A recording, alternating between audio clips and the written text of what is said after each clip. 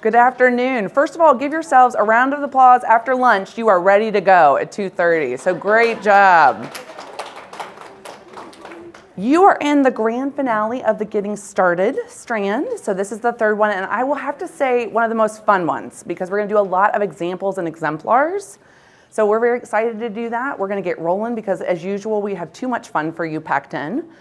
But my presenters will introduce themselves as they get up in each section, and we'll kind of take turns going through a couple different kinds of exemplars.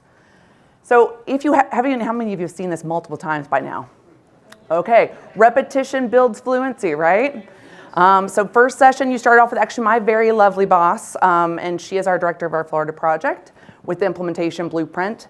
The only reminder I'm going to give you here, because you've seen it, is we're talking about leadership teaming in here is one really, really important piece. So how many of you have a leadership teammate with you in here? All right, high five them, give them a little pat on the back. If you don't have them, high five yourself. Give yourself a pat on the back. And then you can use what my husband and I use in parenting when our kids are challenging us. We're in this together. Say, we're in this together. Okay. So we are going to focus mainly with you and your teammates on when we get started. And so you've seen this one also. Again, repetition builds fluency. Very cool article that kind of unpacks the framework in a really nice way. We gave you the link there. We're going to be talking mainly about some of the systems when you get started. So how that's going to drive then the practices, the things we do for students, those evidence-based and contextually relevant things that we do in PBIS. And we're going to do a couple examples today of how we use data, especially when we're getting started, but also as we're getting better over time. So my name's Kat Rollerson, by the way. So I'm the project coordinator for the Florida project. We're at a University of South Florida. We have a cascade just like other networks that you've been hearing about. So I'm going to quickly go through getting ready for training from a state level. My friend and colleague Tara is going to talk you through a really nice example at the district level, helping support schools to get ready. And then we're going to have a couple school examples throughout, and then we have a fabulous principal here who's going to be talking with you. So my main focus is going to be on readiness from a state. We're a state TA organization, and we support our districts, primarily my district coordinator, that contact at the district role, with his or her district leadership team. Readiness pieces, I'm going to go ahead and be honest and apologize. We have lots of hyperlinks for you, and they are not working in that draft that was on the upload. Did it every time the same way, and somehow it didn't work this time. So we've already sent our revised version, and it will be posted for you in the next week or two as it goes up on the PBS site. You also have Tara and I's emails that you're welcome to stalk politely after this presentation, so we will send you anything that we talk about. So this is our readiness pieces. That's why I put all the hyperlinks in there. And what I'm going to do in this next one is, you've heard a lot about your role as a tier one. How many of you are school-based teams, representing school-based teams? Okay, and then any district-based teams? Okay, so I'm just going to put the readiness pieces into the role of the tier one coaching team. So if I'm a district person, I'm supporting the school team with their function. And if I'm a school-based person, this is how I'm using the readiness piece within the role of the team. So first and foremost, when we're getting ready, we want to have a reason we're doing PBIS. Like, what's our why? What's aligned to our school vision, our school mission statement? Do we have outcomes we're looking to target? What is the reason we're wanting to go through training and get started with this? So one thing we use within that readiness list is just a simple principal approval. With the administrative voice that's going to be on that team, why do they want to do this? They want to understand what the training is going to be, they're going to understand the framework, and they start to identify some goals for their team. The next part is this team is going to have a really big role. It's why you're so important. We're in this together because you're going to learn about the framework, and then you're going to help design initially what it looks like with partnering with those that you serve at your schools, your staff, your families, your students. So one thing we use that's pretty important is that coaching checklist. And there's lots of versions of these. Tara's going to talk about that a little bit too. Just that you have those things like voice at the table across a campus. Does it represent the campus? Do I have grade levels? Do I have outside the classroom, inside the classroom, leadership? That perspective's there. Our coaching checklist, the only difference I would note is that we also talk about different types of expertise. So am I the data nerd? Am I the person that loves, I am a fellow data nerd, so I can say that. But I like data, I'm good at it, I'm fluent at it. I have classroom expertise and knowledge. I've taught in lots of different classrooms, ages, ranges. Maybe I'm bringing mental health integration or behavioral health background. That's what I'm bringing to the team. So that's where that coaching evaluation or checklist fits. The last two pieces are, how many of you use Swiss in here, or have used Swiss or heard of Swiss? If you haven't, because you're getting started, you might be using Swiss in the future. I'm from Florida, so we don't always use Swiss. They have a choice to use Swiss. So we give them what's called a data Excel template just to make sure they have some initial data to go off of. We want this to be data-based, if you haven't heard that across this session. So Swiss is the national database that you can use for outcome data, for fidelity implementation. You can use it tier 1, 2, 3. We don't have that in my state. I know Georgia does, and I know lots of other states use it nationally. So the tier 1, which I said you'll get that hyperlink. It's hyperlinked in there for you. It's a simple Excel spreadsheet that looks at top behavior concerns. Where are they happening? What time of day are they happening? How much academic engaged time are we losing from discipline referrals or discipline? And it's an annual trend sheet. So they're looking at the year before they train. So this was a solution to, we saw lots of teams coming without data to then start to plan what it looks like at their campus. And then last but not least is the partnership. And I'm gonna try to emphasize that one a lot because we've been really working on that in my state about making sure it's not just the team's voice, but we partner with the people who are going to be doing this. We don't wanna do it to them, we wanna do it with them. Same with families and especially students. So where are my secondary campuses at? Okay, it's not that it's not important in elementary, friends, but secondary especially, you want to use that youth voice as much as you can, and I'll give you a couple examples a little bit later. So that's a little bit about where it fits for readiness and why. Administrators, you always get a special slide in our training because we won't train schools as a state TA network without an administrator being on board and present. So even though they work through our district coordinator piece, we just know it's highly likely to succeed if we have that admin buy-in. If we don't, then we know it's less likely we're going to succeed. Okay, so we always talk about that. And I'm going to start with an example real quick because I said I'd go through readiness fast. Tara's going to go through a little bit more detail. In terms of readiness, we like to see a principal come in that's part of their school improvement plan already. So the first example I'm going to start with, she already had it in her school improvement plan as a climate and culture goal, for example. She knew she wanted to work on PBIS. She didn't know quite what it was going to look like yet, which is fine. That's what the training is for. But it was supported in their annual goals and missions that they were going to use throughout the year.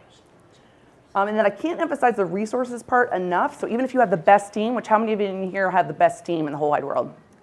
Okay, I would agree with you because I don't know your team, so I bet they are. So as far as our teams, even if we're the best team, if we don't have the support of the leader of the school for resources, things like the coveted PD time of staff or scheduled time when we can do interventions with kids, for example, or instruction with kids, then we know it won't work. So that's why we always specify out the administrator role in specifics. So my first quick example for you to take that readiness to like a real life, what did it look like? I'm going to do a couple schools today for you throughout from the same training cohort. So we trained these in the same summer, which is actually last summer. So this is a K-8 academy that has multiple grade levels. It's a big building. This is the principal I just mentioned that she couldn't be here with us today, but she had already in her school improvement plan identified. I'm going to train a representative team. I'm going to get staff buy-in. I know I want to be implementing PBIS because of the outcomes it's known to promote. It's not a high discipline school, so even when she came on board and talking with my DC and myself, she wasn't one that wanted to see a lot of trends of discipline go down, although that's something people always want. But they were going to focus and start to look at things like attendance, and academic engaged time is a real big motivator for some of the academic outcomes they want. So when she initially identified goals before working with the team, that looked like what you see on the screen. It was things like, I know I need to have more consistent practices in my school. We're a K-8 building. We have teachers doing all kinds of maybe really good things, but they're all different. We're all using all kinds of behavioral terms differently. So she knew she wanted consistency, and that's how she started out. I want to see some consistency, and I want to make sure I'm engaging my staff. So what we do is give them part of that readiness list that you saw. We give a kind of general, what is PBIS? It's a 15-minute recording. They can share it with their staff. So they can get a little tiny bit of background knowledge if you have none.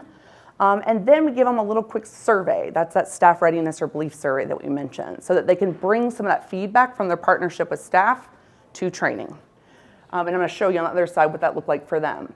And then I already mentioned that bottom point, that's that Excel template, their annual data. So they brought some trends with them. So what this looked like for Mill Creek, their little mission statements at the top, they're looking for lifelong integrity. That's the piece that they wanted to focus on. So she knew she was going to have something around those qualities that make us we're holding to what we want to be, those values. at the bottom, and you'll see in the little box, I'll talk about that in just a second, this is an example from their survey. So have you seen a word map before? Okay, the theme that's the biggest word basically means that's what was voted on the most as a life skill that the staff thought was really important that kids be taught and learn, and that adults model and demonstrate. So what word stands out to you, especially my front friends? Respect is huge, right? Respect and the respectful is right under it. So when they identified in a survey what are those top 2 life skills that we want to see in our common language that we're going to emphasize with kids, respect was a really huge theme. Responsibility, because I took a snippet of it there for you, became kind of a secondary one. So the team was going to then use that example survey in training so that they brought that staff partnership or data back in with them. And then if you, in the big slide, you're able to see what else our staff belief survey looks at, but we just wanted to give you a little snippet or an example of how they use that data to then plan. So when they get to training for us, because like I said, Tara's going to walk you through this a little bit more thoroughly at that district to school level, that's where we're teaching the what is it. And we're going to go through the element, and we do teaming in our training, so they do things like start to plan their meeting schedule. What's our team's mission going to be aligned with our school mission? What's the outcomes that we as a group and a prospective team want to see? So that's all happening in the beginning of training, the first day. It's 3 days of training where we train. And that's where they finalize their goals. So remember I said this principal or AP only had things like I want to have consistency, I want to have staff buy-in. The team operationalized that a little bit more in using their data. One outcome they really wanted that is a very common one I see in schools is better attendance. So they had about 20% of their students with less than 90% attendance, which we know is one of those early warning indicators, right? So when they came up with what you see in the middle there, which was they were going to do a leadership as the acronym, they started drafting their expectations. What's one of the expectations you think that's in there? Remember the little wordle we looked at a minute ago? They made sure respect was part of that because that was something the staff thought was very important. So just merging that partnership piece, if we don't honor what the staff thinks is important, it's not likely to go well. So they made sure it was in there. They have a lead by example as one of their draft expectations when they started making a practice or a draft, because they were going to put a lot of things around attendance and responsibility of attendance in that modeling example. And that was also going to help them with adult consistency. They were leading by example.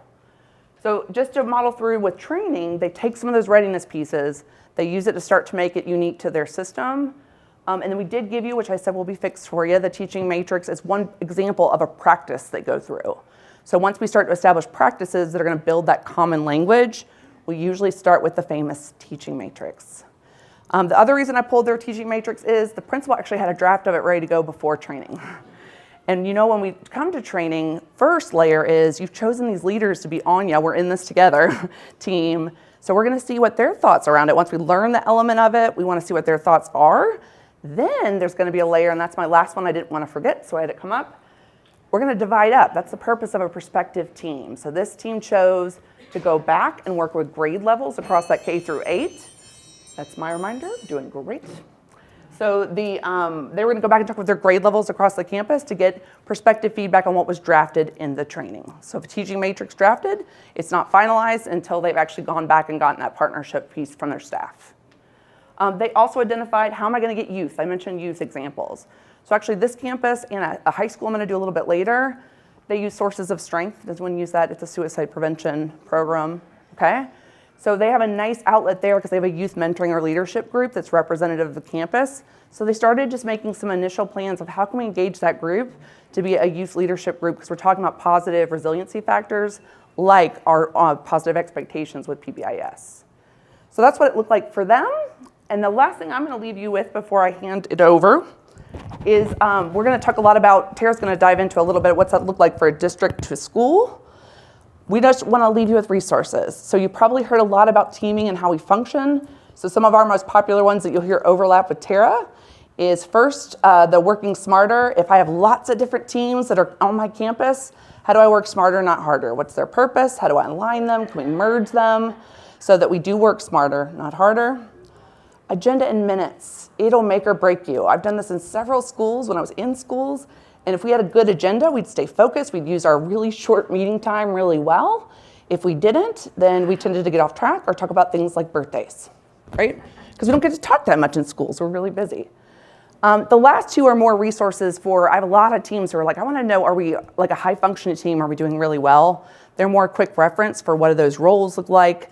And then what does a really effective team, what are the look-fors that we would see? So I just wanted to leave you with those. Like I said, we will make sure those hyperlinks are fixed for you, or do politely stalk us through email. That is fine too. So with that being said, I'm going to hand it over to Ms. Tara. All right. Good luck with that. Thank you. Appreciate that. All right. Is that good? Okay. All right. I'll just, oh, thank you for that too.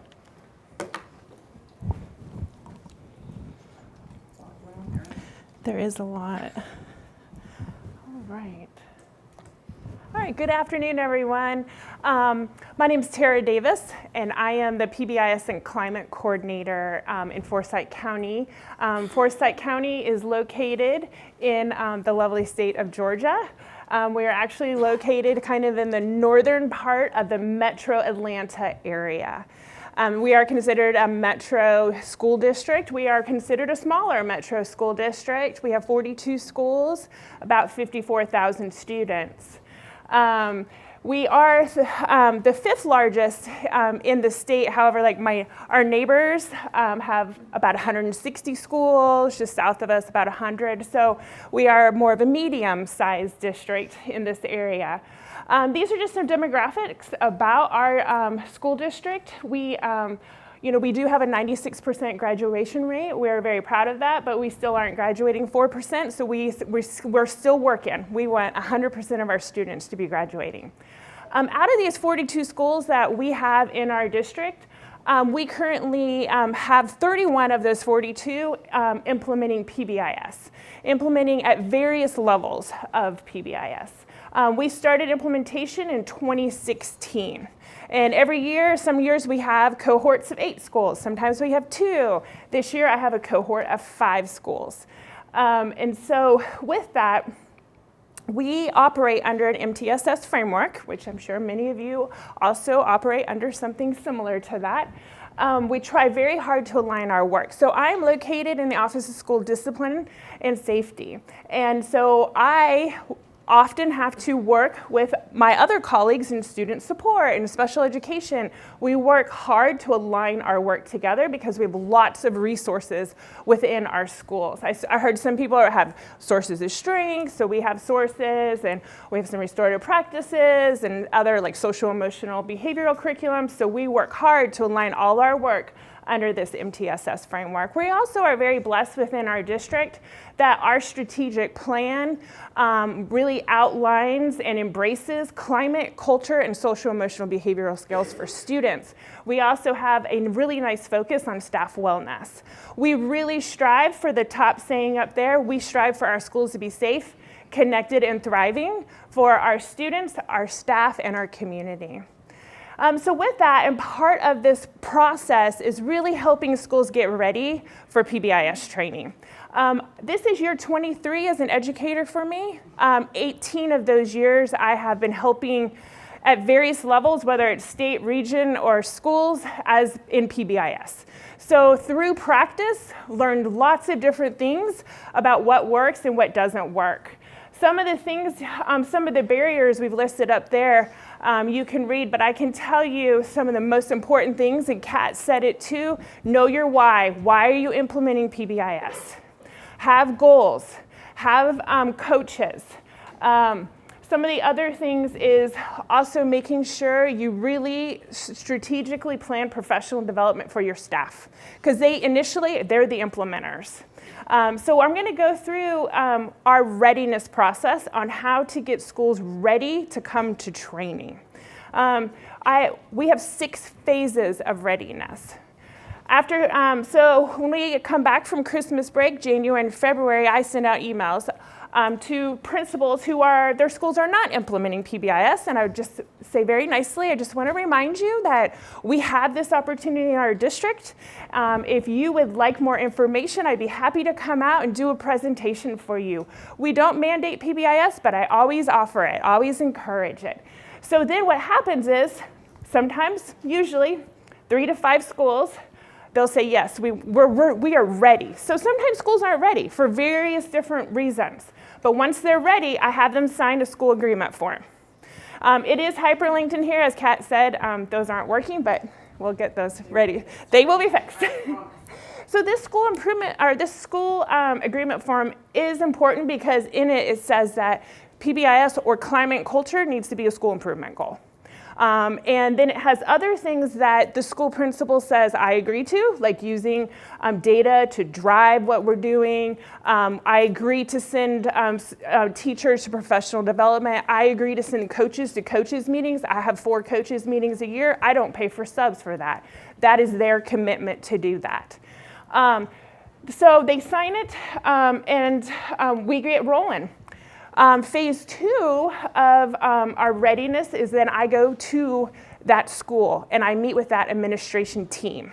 Sometimes they'll bring their support team in, but I meet with those administrators and we go over PBIS 101.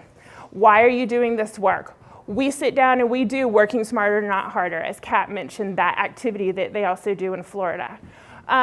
We also, in our district, alignment is a big deal. We have lots of things going on, and we want to show how this aligns the work to make it easier for teachers.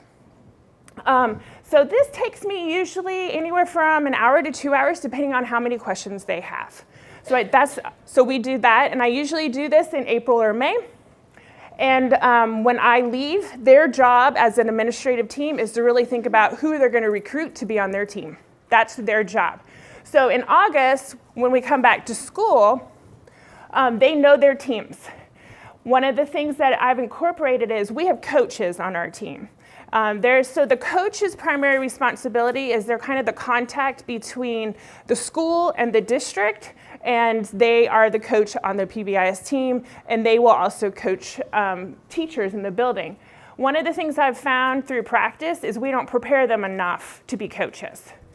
This book right here, I buy for all my coaches, and this workshop that I have with them, it's anywhere from 2 to 3 hours long. They come and we go over why are we implementing PBIS? What is it? What is a leadership team? What is a coach? Because the thing that's special about being a PBIS coach that I have found is that not only are you coaching people one-on-one and you're coaching your team, but you're helping to coach a system. And systems coaching is very different than individual coaching. We also go over PBIS assessments. How many people in here are using the TFI and the self-assessment survey? All of that is on PBIS assessments. I have to teach them how to use that. We have a district data system. I have to teach them how to use that. We have protocols we're going to use. They have to be taught this. So we teach this before they even come to training. After we do the coaches readiness workshop, then we have what is called the team leadership readiness training. So for example, this year I have 5 schools. So in September, I went to each school. I love doing this. So I go to each school, I would spend 2 hours with their team. So they bring their team together, we go over again. What is PBIS? It's really important. The more they hear it, the more they will actually describe it the way it should be. So what is PBIS and why are we using it? Climate and culture. But then we really go over TFI 1.1, teaming, roles and responsibilities. Then we'll go into TFI 1.2, that's operating procedures. And then, so this is, when we go over teaming, Kat told you they have their roles. We have some roles too. And what I've done is, sometimes people get real confused on roles. So we kind of put them in these buckets. And this is, like I put them in action roles, people roles, and Maven roles, logistical roles. With the action roles, it's really about like the coach, the PBIS administrator. Those are action people. For example, also like Mavens. I'm a data expert. I'm a behavior expert. Mental health expert. That helps them find their niche more when you kind of put them in buckets. Because we have lots of people that like checklists. And they like to take notes and things like that. Those are my logistical people. Let's pair them up with their skill set. So that's really important. Before I came to this training, I had a coaches meeting. This isn't a training, this is a conference. Before I came to the conference, I asked my coaches, if you had to go back and give advice to new people, what would you tell them? So when you see slides like this in our slide deck, these are from my coaches. My coaches, they would tell you have 2 coaches. The reason why they would say have 2 coaches is because it builds capacity. A lot of our coaches leave and become administrators. And so when they leave and nobody else knows what's going on, there's a stall on the team. So most of my schools have 2 coaches. That's an important one. You can't stress enough the why. Have the why, live the why, talk the why. Working team, oh, this is a big one on your teams. Delegate the work. One person should not be doing all the work. You're not a team then. You're just a group of people that get together for a meeting. Okay, be a team, okay? The other one, teacher and student representation. Make sure you have plenty of teachers on your team and make sure you have student voice on your team. You'll also notice the type of people they say that should be on your team. They need to be passionate, they need to work well with each other, so they need to like each other. And make sure that you laugh a lot. This is fun work, right? But you have to enjoy laughing together, you really do. The other thing that we go over when I meet with the teams is this team 1.2 on the TFI, this logistical part. So when we meet, and this is, we go over and we develop meeting dates for the rest of the year. We develop their norms. We decide on what action plan they're going to use. So all of this is done before training. So we're empowering the teams to be ready to come to training to start working, which it has really taken, really helped our schools with sustainability. These are some more tips on the logistical part. I'll just highlight my school teams in May will schedule their meetings for the upcoming year, and it's on their master calendar. Very important. The other thing, the action plans. Our teams have to have action plans. They have to turn them into me at the end of every year. And it's action plans for Tier 1, for classroom, and for Tier 2 supports. That way I know how to better support them. Phase 5 is training. So they actually come to training. We just had one in October, and then we'll have one in November. They're about 30 to 45 days apart because they have homework in between. So that's the training, and when they come to training, our training is, it covers 1.3 and through 1.15 on the TFI. We train, they develop artifacts, they action plan, and they leave with a very long action plan of things they have to do when they go back to their school, which that's a hard task to ask schools to do because these teams also have a lot of other things that are going on. So what we've incorporated in our district is we offer a 3rd day for them to come back. We pay for these subs, and this is what we call a planning implementation day. I attend all of these. It's me and the school. We work on their implementation plan and their rollout for July, work on any of the artifacts they still need to work on. This is an important day. We've got a lot of good feedback because one of the barriers is schools say, we don't have time. Well, I'm giving time, okay? And so they get a lot of work done in this, and it's structured. It's not just show up and, we'll work. It's very structured. So that leaves me, that's our readiness process in our county. I did it real quick, and if you have questions at the end, we'll answer them. I want to introduce you to Dr. Polly Tennis. She is one of our most esteemed principals from our county, and I always learn something from her, and she's just so well respected, and I was so pleased when she decided. I said, Polly, would you come talk to these people? And she said, yes, I will. I'd be happy to. So I'm going to turn it over to Polly. Oh, goodness. Just give us a minute here. Do you think it? Do you want to hold it or you want to? Let me see if I can. Lots of hair. Oh. How's that? There you go. Oh, yay. Okay. Wonderful. Hello, everybody. My name is Polly, and I'm a principal. I feel like we're in some kind of support group right here. Thank you for taking your time and being a part of this today. I accepted a job of principal 13 years ago. I was the 6th principal in 12 years. I know. Why were they leaving this school? It just makes you wonder, doesn't it? And I'm happy to say I have been at the school now for 13 years. So, thank you. I know, I feel like that should be an applause. But I'm in my 37th year in public education, and I love school. And I like the kids that have difficult times in school. I've spent some time in city systems, and then I've spent some time in rural systems. Where my school is right now, it is North Georgia. Tara is amazing, and she told you about the whole system and how well it is. I am the corner pocket, and I will tell you that my corner pocket has more challenges than probably the whole system combined. And we look at those things as educators, and we say, what are we going to do? Because if you don't do something, if you don't step up to do something, then it becomes that cycle of poverty. And that is what we're working with. We're working with generation after generation that thinks this is the way that life should be. And we've got to teach. If kids don't know how to read, what do? Teach. We teach them how to read. Kids don't know how to add, what do? We teach them to add. If kids don't know how to behave, we want to give them a consequence. Why don't we teach them to behave? And as a principal, I'm going to tell you, I give consequences. This is not a consequence-free zone. But if I am going to give consequences, I better be teaching, because we're not going to make the same mistake again. My school is actually the first school that was built in this section of Georgia.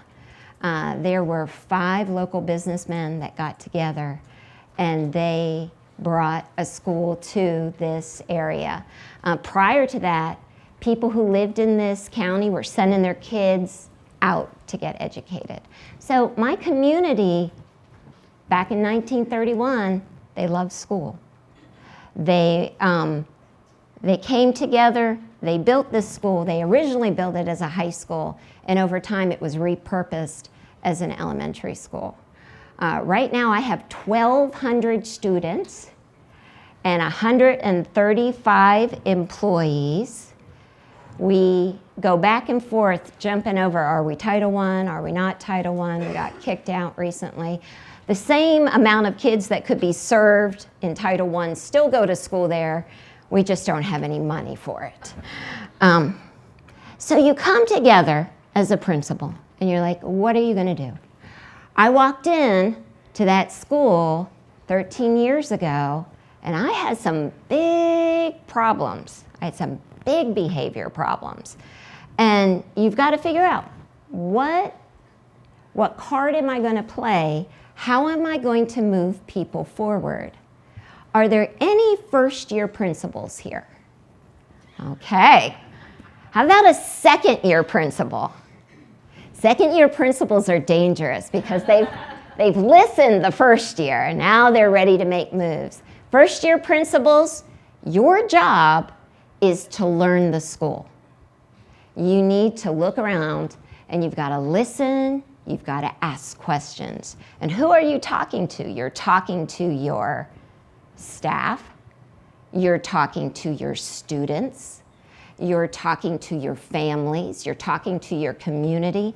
You really have to absorb all that together. And then it's really awesome when you can say, because you're trying to create a momentum. You're trying to get people on the same page. So you're going to say things like, I hear you say that it's really difficult to teach in your classroom. I hear you say that this child is disrupting not only your class, but also the cafeteria, and you're seeing these issues in these places as well. When you get your people together, you're going to be helping them to see the big picture. And that is one of the things that I think is really valuable. You come together, people are one of your biggest resources that you're going to use. And your job as a school leader is to build their capacity to handle what is coming in the door. So when we think about people that you're working with, not only are you working with teachers that are on your staff, but your cafeteria people, the people that drive the buses, your custodians, everyone together is on your team for that. When I think about people, if you do an excellent job building their capacity, they're going to get promoted and they're going to leave you and you're going to have to build again. I have lost a lot of assistant principals that currently have their own schools. I've also lost those coaches that Tara mentioned that go on and they become assistant principals somewhere else. You've got to accept the fact right now that you're going to rebuild your people all the time. Some people, they're teachers, they're going to stay home, they're going to have babies. They're going to move away. You're going to get more people that come to your school. It's always going to be rebuilding. You never can take a break on that. When I first got into this, I walked in, I knew we needed PBIS. I knew that I could convince people over time. And it wasn't that I said, this is what we're doing tomorrow. It never was the Polly show. It had to be bringing people together, saying what our needs were, and moving forward. When we were lucky enough to get into PBIS, because I was there a couple years before the opportunity really presented itself, we started having these team meetings. I did not use my grade chairs in elementary school. There usually is like, this person's the grade chair, first grade. I picked secondary people and invited them to represent their grade. The grade chair had a lot of responsibilities. I looked for people that had a heart for the way children behave. Don't put anybody on your PBIS team that you think you're going to fix. Has anyone here ever done that before? All right, big mistake. I'm going to tell you straight out, don't do that. And people will be like, oh, she has trouble with classroom management. Put her on the team, she'll learn. And that is not the focus of your PBIS team. You're looking for people with heart, that care about kids, that have a connection with kids, that others in the school respect, so that they can lead something very vital. I do want to help that person that is struggling. I need a team leader who can reach and help them.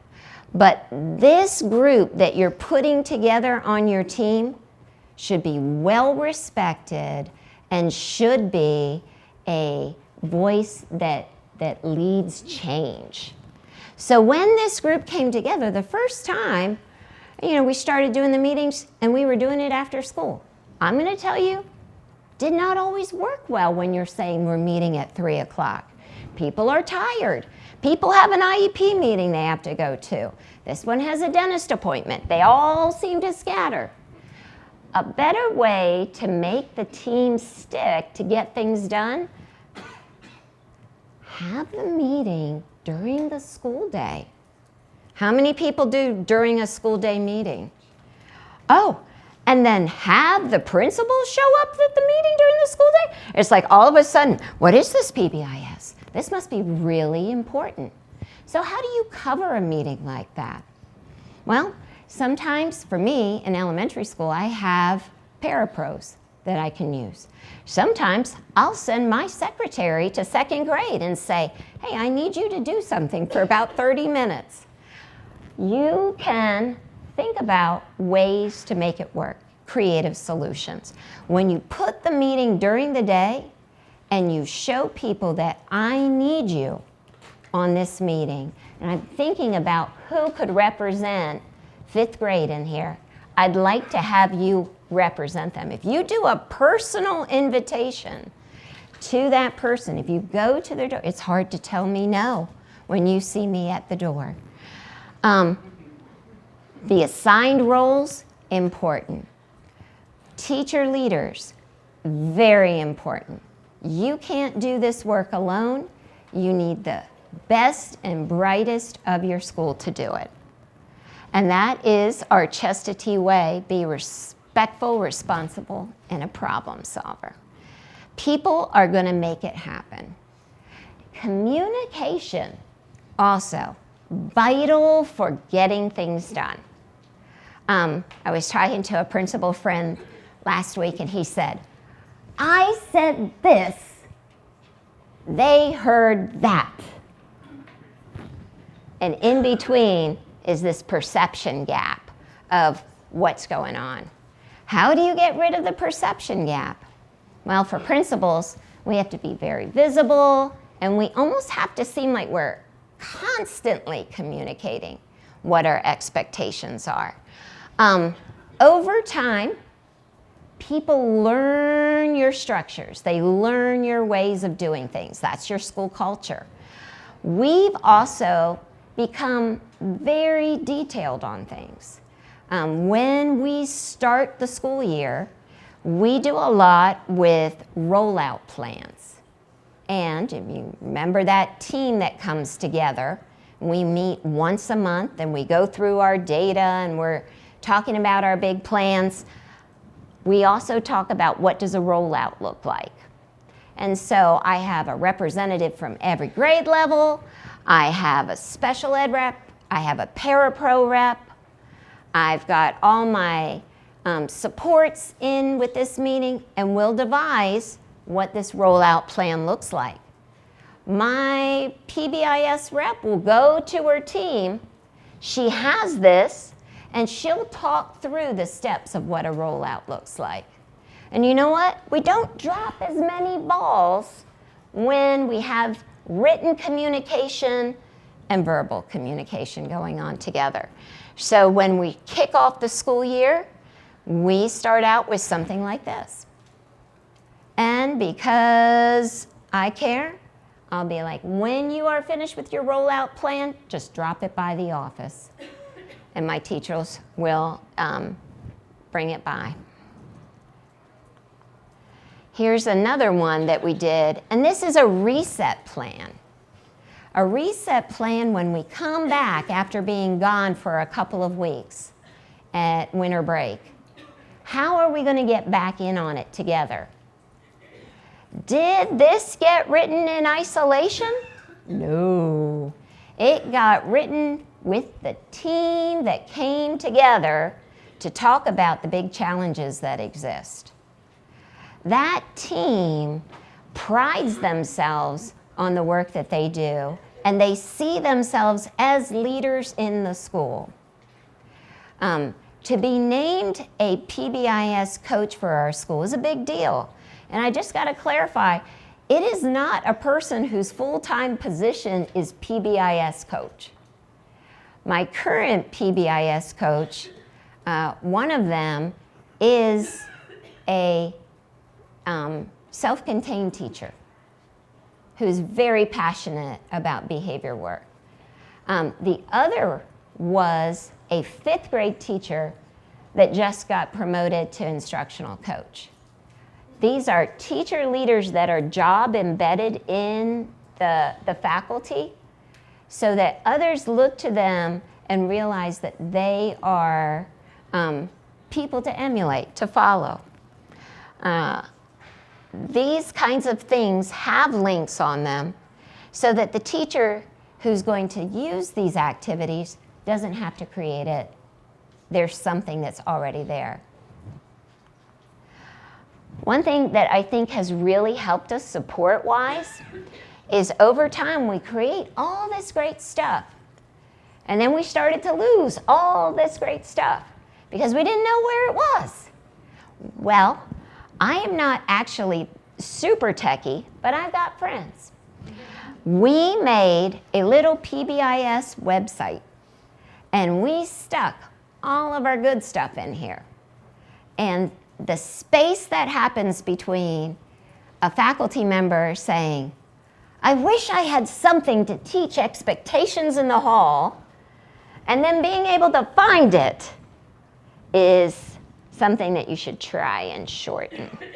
Because if you think I need to find something, but you're like, oh, I'll ask that girl down the hall and maybe I forgot and all that, that's not good. You want to make your stuff easily found and easily used. And then there are people on my school team who get super excited about technology and how we can save things. That makes this website even better. So up here on the top, you can see we've got teaching resources, we've got behavior help, we've got a link to our school store and our newsletter that we use. So people can go back into things and easily find them. That made a big difference. Did we have that year 1? No. Maybe year 5 was when that came to be. But you know about it now, so maybe you'll have it year 2. Here's an example in that web page of some active links. If you said you needed behavior help and you went in, these are all hyperlinked for my staff. So they can click on it and they can find something that they need to find related to what the current situation is. So there are videos in here, there are matrices, there are strategies. It really fits our population, and that is a wonderful resource to have. I talked before about how easy it is to get access to this. That's important. It's also really important that your principal talks about the Chastity Way everywhere they go. If it's important to me, I am like the chief cheerleader of PBIS in the school. I need to be at that PBIS meeting. If I'm there, it elevates the concern of it. Sometimes I get pulled away from things like that. My APs also are invited to go to that meeting. If you're on the team and you have 3 administrators in the team, you know it's a priority for the school. The priority is written about in our school improvement plan. And on the news in the morning, when I talk to the boys and girls, I talk about the Chastity Way. Lately, I've been talking about which piece of the Chastity Way is my favorite. And I will tell, and I'll, little kindergartners on there with me, whatever, and I'll say, which one is my favorite? And they'll say, problem solver. And why is that? Because kids do not have as much grit to solve problems anymore in my school that I've noticed. And what we've got to do is we got to get past that. So how do we get past that? Principal needs to talk about how important problem solving is to their students. You have to do ongoing work. It's not a one or done and, oh good, we took care of that for this year, we're on to something new. We realized that we were having to continually feed the strategies and logical consequence. So some activity that we did whole staff that really made sense was, here are the problem areas that we're noticing are happening in our school. Work refusal, inappropriate language. What would be proactive strategies to try and make sure that we're not getting a discipline referral on that? What could you as a teacher do within your classroom? Because building capacity of the people you work with is what is going to help make the discipline issues reduce. They're not going away. You signed up to be a school person, you're going to have discipline issues, but we want to reduce it, we want to be able to manage it better. And then we had to talk about what are logical consequences to that? What would make sense if you saw this for us to be able to go forward and respond to it. And then I got to share, I am elementary. I apologize to my high school friends that are here. One thing that I do think helps along the way is if you will make some of the training videos. And this is Super Mario this year.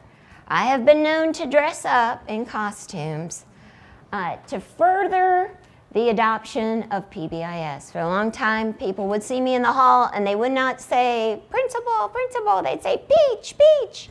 And so the two brothers there are my assistant principals, and then I have two coaches on the side. But I want to show you just a little snippet because it's good to see that you can have fun with this. Oh.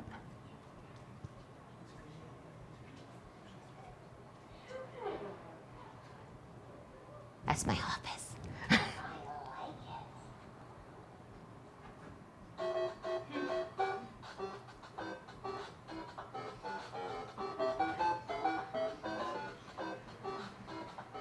This is Princess Peach.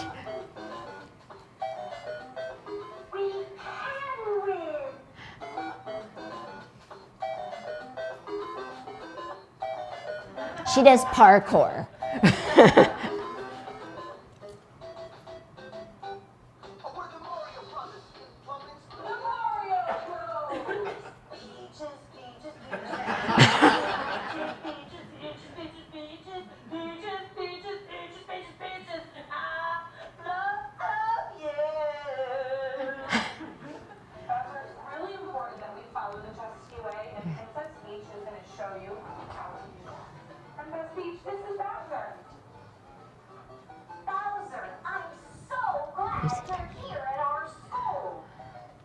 As you can tell, Bowser's going to have a lot of problems that he needs to have worked out.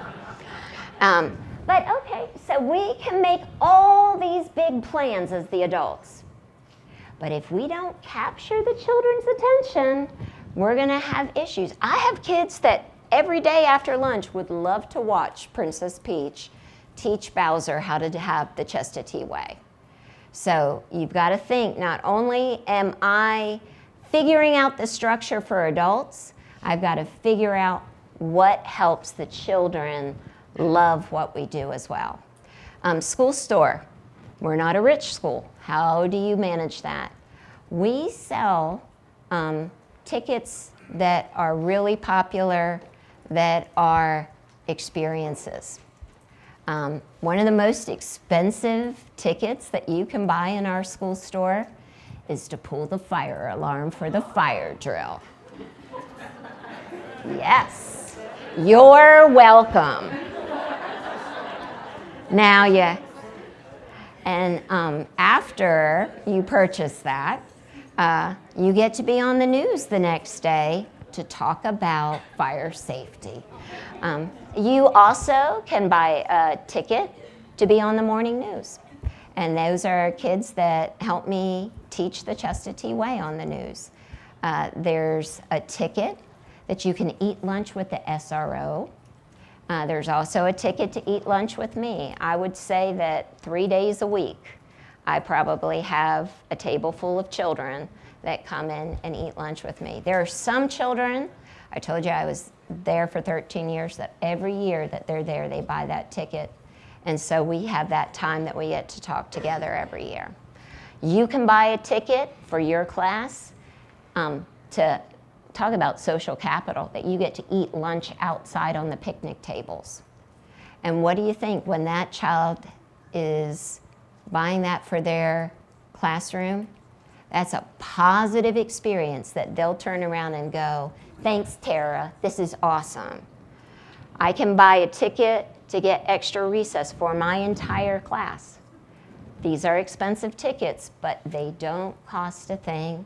They are our most valued tickets. So I agree. I was here earlier and somebody was talking about some kids like the junk. You know, that's what they like. If they like it, let them buy the junk. But if you can make some experiences that they remember, that, and they can connect it to the things that they do in following your school tenets, that's pretty powerful as well. I want to emphasize this too. I'm a part-time professor, and I think this is kind of cool because there is something that you should be doing along the way in each of these steps. So we start out, and first there's like, oh, we're doing PBIS. And there might be some surprise, some shock, but it's like things are moving forward and they're kind of uplifting. What do you do as the principal? You're tap dancing behind it, you're organizing, you're making sure you have all the pieces you need. And then people start to hit a little bit of frustration. What are you doing at that stage as the school leader? You got to communicate more than you think you need to communicate because you're trying to keep everybody focused on what needs to be done. For us then, you kind of look at this, and this is an adoption. This is a change. You might get some people that start to lose energy. When they lose energy, what are you doing as the leader? You're trying to get people motivated. And then as this starts to turn forward and to become more positive, you are developing people's capacity and sharing more knowledge with them. So I think this is really good. Don't expect perfection. Perfection is not what you're looking for. You are looking for change over time. Thank you. I'm sorry. No problem. You did great. Can I steal that microphone from you? Oh, yes. Yeah. Oh, sorry. So we are going to just cover the last two little examples. And can you hear okay if I just do like this? Okay. And my high school friends, where are they again? Okay. So starting with, we've kind of taken you through readiness, what it looks like when you get training. You're like, wow, when do we get to training? Because, I mean, it's a long process, right? And readiness always equate with setting you up for success. So it's things to help you be successful. Wonderful example of an elementary school that not only got started, but got better. We're going to go through just two more for you of getting started and getting better. So I first put this one here because my high school friends that I just had you raise your hand, one thing I can't emphasize enough is make sure to what was just talked about with communication, that you communicate. It does work in high schools. We have a tendency in high schools to think it doesn't work or it's not relevant. It's tougher to get staff buy-in. It's bigger staff. We have busier and larger buildings in high schools. So just a simple takeaway is make sure you show, and it can be the slide, it can be relevant data in your area of high schools already implementing. But we know when it's done well, it has the effects on the things we don't want. They reduce things like office discipline referrals. It increases the things we do want that promote graduation. So all of that piece of the outcomes we're going to look at, they're going to help you to prevent dropout, which in high school we start getting in this little bit of a crisis zone. I know I have a 9th grader, and I'm like, gosh, she's almost done. Hopefully, right? But so we're getting to the end, and so that goal line of either graduating or that success at the end of the building is a really important outcome to monitor with your why. So the one I will leave you from the same training cohort is Mill Creek that I started with, so last summer. This was district folks, just to put that caveat in there, this is one of their first high schools training in this particular district. So while other districts we have in Florida have lots of high school active, we have lots of high schools active nationally, in this particular district, we'd had some trouble bringing along some high schools that wanted to do it. So it's a big piece that they're doing well because they're going to be a local, what we call the local demonstration site for the school because they're starting off so strong. But they did a lot of the things you've already heard us talk about. They went through those readiness features that set them up for success. I want to talk about one thing with this high school, recruiting the team at high school. So, and that was nicely talked about from both other presenters too, as far as how we do that. This one did that staff readiness I mentioned earlier with the overview and sending out the staff survey to get some feedback, and that thing takes about 5 minutes because we know people don't really have that much time. So when she did that, she also then asked for kind of the volunteer aspect, like who would want to be a part of this change, who would want to help lead it with me and have a really big voice on that, while balancing their time on other things, right? So when this team came to training, I mean, they blew my mind because they were very representative of the campus. They were a fairly good size. And when they broke for activities, it's always a good sign when everyone's talking. It's not, I heard someone laugh over here when they said the whole thing of, you don't want one person to be doing everything. If you are that person, and you need to hear that in this room, you want to share responsibility. So when you see a team that's interacting well and talking together, you know that team's off to a really good start. So I mentioned with Mill Creek earlier, like a practice that came out of training is something like the teaching matrix. With them, I chose to put their visuals there to connect back to some of their stuff in readiness. So they are the yellow jackets. So they're visuals that have been a product after training, or of course have their mascot. At secondary campuses, it's very popular to bring that culture in through the mascot. They swarm, that's how their expectations go. But I want to come back to expectations are here. One of their biggest things coming into this, remember your why, was we want to have, what does the staff want? If we're going to bring a big old building, this is a big high school, it's about 2,000 kids on board, what does not only me as the leader want to see, or our leadership team want to see, but what does everybody want to see? The number one at the top, and you may have trouble seeing that, cell phone use. They wanted to see reduced cell phone. My high school friends, does that sound familiar? Yes. So cell phone use may sound minor to others, but if we have cell phones out, lots of other bad things happen. We're not engaged in instruction. We might be filming TikToks and fighting, which doesn't help at all. So if they focused on that one problem behavior with the inverse of what are we going to teach them, that was a start of an outcome that they wanted to reduce to promote a lot of other good things in the meantime.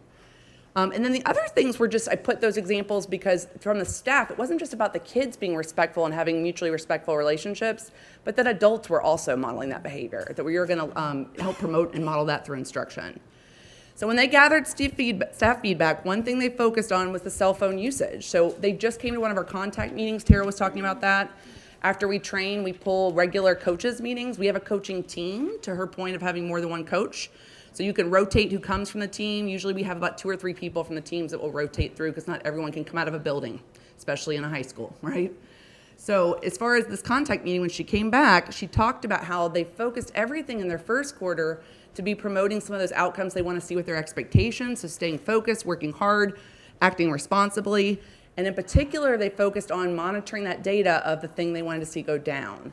And she was so excited to report they had reduced, comparing first quarter with implementation and first quarter last year, they'd reduced their cell phone infractions in half, if not more than that, when she pulled the numbers. And I should have pulled the actual numbers for you. But when she saw her cell phone usage go down, she also wants to keep seeing that in second quarter. She was talking about we're going to keep maintaining that because we're going to share that back with all the things staff are doing to support this in PBIS. It's promoting the outcome that they identified we want to see. The other thing I wanted to point out with them is if cell phone usage was the one thing they wanted to see go down, so we're teaching things like acting responsibly, when they started with reinforcement, they were going to go real heavy with the tangible stuff. They did go through a ticket system. They're going to actually, that's one of the barriers they saw. They're going to switch to a digital point system that's just going to work better with their size. But with their tickets, because that's above and beyond. If I'm giving you a tangible reinforcer versus just my praise, I'm going above and beyond. They targeted one specific example of the replacement behavior was using what we call a cell phone pouch, not patch, I'm so sorry, a pouch. So on the back of the door, there's a little holders. And when you come in, you check in your cell phone, you put it in the pouch. That was a new procedure. And before this, students had freedom to use them a lot of times. There wasn't a good, consistent procedure. So along with teaching acting responsibly when we can and can't use cell phones, they really targeted that regular routine of we check the cell phones in and we check them out. They targeted some other things, but I want to stick with that one example of an outcome or a why. Acting responsibly was their big emphasis and push, and then monitoring that throughout. And then you'll see some other things, because they didn't do a full teaching matrix. They have some of their teaching matrix, but the ones you see at the bottom, those were some of the targeted, what do the expectations look like in common areas that they wanted to focus on, one being the cell phone pouch use. So then there are other little barriers, I say little, but they're very common, is funding and supporting things like visuals. Visuals cost money. Supporting the reinforcers if we are going to use bigger, so the tickets trade into tokens for things, or using the free activities is a great idea for any age group, like she said. So one of the things they ran into, cost, funding, right? So districts, I know districts, I work a lot, will support schools in some funds. In this particular district, they use character education grants. So they were able to use, it's a very similar focus, they're able to request funds through those grants each year to use for things like reinforcement systems or funding visuals. They also use community partners. I can't emphasize this one enough. Like their yearbook company. Their yearbook company is a partner for this district. They make lots of money. They have a good business agreement with them. So in this particular region, they funded some of their visuals for them. They're actually about to make, this is their little hub. Their other barrier was space. If we're gonna have a store, and it's gonna be an adolescent store in addition to activities, where are we gonna put it? Because the school has, again, 2,000 students in it. It doesn't have a lot of extra space. They have what's called a jacket hub. Very cute, right? But it's like a closet. It folds in and out. And they have 2 staff members that run it every Friday at lunch. So it worked for space. Then there was the problem of filling it, and that's where the community partners came back in. So they asked for things like parent organizations. Some parent organizations I know will fill reinforcement stores really quickly, others not so much. So they had to do things like what other community partners or grant funds do we already have that can be used in similar ways, shapes, and forms. And then last was that youth voice. So they're one of my campuses I mentioned earlier with Sources of Strength. They use that peer group as well as some of their link crew, which is like their, when students come onto campus, it transitions them in for success. They're using that youth voice to then foster, one, what should go in a hub. It doesn't always have to be stuff, but what kind of things would we put in that students actually want to work for? And then they have all these quotes from the kids. So things like, oh, this is the best, and this, I wish we'd had this last year. So they try to target any of this bigger stuff that's going above and beyond to the things they're really looking that's new, like the cell phone use in the pocket, or things that they've seen that they need to overcome. And she was just talking about this at a contact meeting to the point of use data ongoingly. She's continuing the contact, it's their dean with their administrative team. She's continuing to look at, one, are we having that impact still? And do we need to shift that focus to be on a new behavior that we're seeing a lot of problematic stuff for? Because we are, last time we met, it was in October, and I like to call October the time when all the new year wears off, right? And you start seeing a lot of bad habits where we have to reteach, like she was just talking about with her plan, and go back over the expectations. So they chose to focus on 1 or 2, and they might shift to another one. That's a nice way to slowly roll out. So I'm going to skip that one for a second. We did mention it. It's an oldie goldie. It's great if you haven't seen Kent's little summary on how to sustain, because I may not see you again. So when you do sustain, he gives a nice summary of, I hope, what you've heard in the first bullet. All 3 of us have talked about the team aspect. So I was joking with a little bit because it was after lunch, but really appreciate your teammates. High five them, have fun, as she said, because they're going to make or break you as you continue through this work. And they're also going to support the staff buy-in, which we know makes or breaks how effective it is. As we progress through, and this is my last little bit for you as far as an example, and you said it nicely, Polly, she said, you got to keep doing the work. And I always call that like regular routines. So after you train, we need a regular routine in a meeting, like an agenda, where we look at data. And I just mentioned with St. Augustine High School, they were saying they look at regular data on the thing they wanted to target first. It's a small thing, but it will make or break you as far as like motivating you to keep going with the outcome you're seeing. So the busy side of this is, and this is one we use in training, at the very end of training, we talk about implementation planning. But it's always like this theoretical thing until you get out there and start doing it. What that really means, and we call it where the magic happens, because you're trying to make these regular routines where I support resources, kind of like her planning time she said she gives during the day, to the things we know need to happen after we leave training. So a couple I've already mentioned. I mentioned that staff divide up and go to grade level meetings. That's making sure resources are there so we can get those regular bits of PD and feedback from like grade level teams. We can hold staff accountable, so that was talked about a little bit in the last presentation too, but not until we communicate well and train them on what the expectation is. So I love the theme of clear communication, because part of making this go well is we really make sure we know what the it is. If it's going to be teaching something, if it's going to be jacket bucks and how much I have to give, we clarify that before we start focusing on, is it actually happening with fidelity? So my last example for you is Freedom Crossing. They're another K-8, but the same district, but they were trained 4 years ago. She actually presented in this strand last year. She's amazing, this principal. But they're a great example of getting better. So they got everything working out. They have very good regular routines where they're aligning initiatives, because when this principal came to me, when she started talking about all the things she was gonna do, I was like, that is a lot. But she has definitely made it happen, and she makes it happen because her team is very interdependent. It's never her speaking. When you work with that team and you ask a question, you'll always have a different leader talking at the table, which is a really good sign.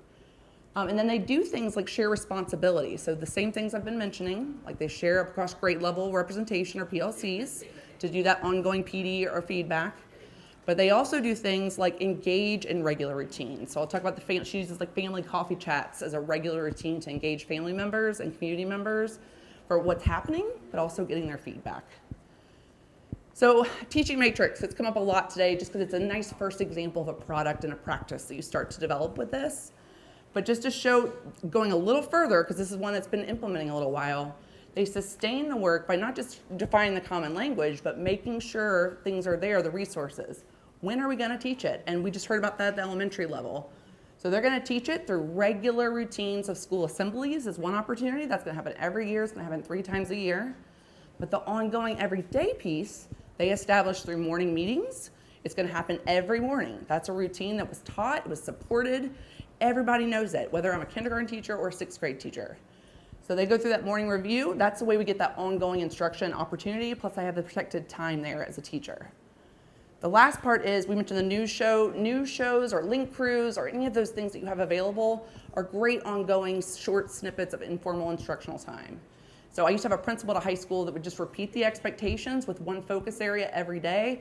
It's a nice way to get that repetition in there. Repetition builds fluency. And it would be a way to remind to the principal speaking of what's important.